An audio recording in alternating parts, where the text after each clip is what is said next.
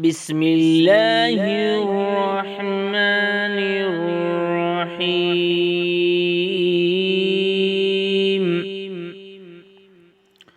ألف لام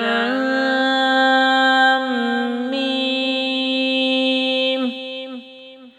تلك آيات الكتاب الحكيم،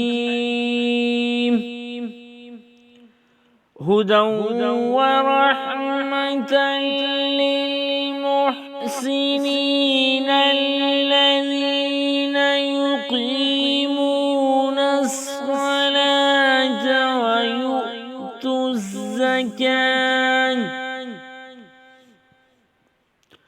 ويؤتوا الزكاة وهم بالآخرة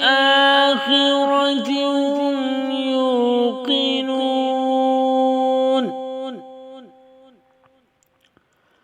أولئك على هدى من ربهم وأولئك هم المفلحون.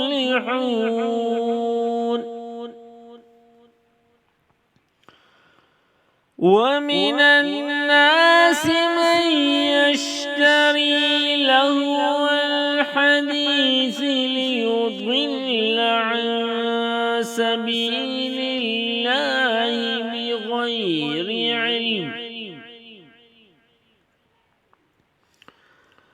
بغير علم ويتخذها هزوا.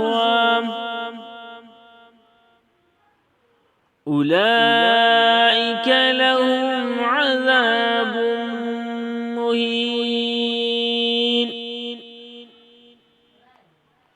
صدق الله العظيم.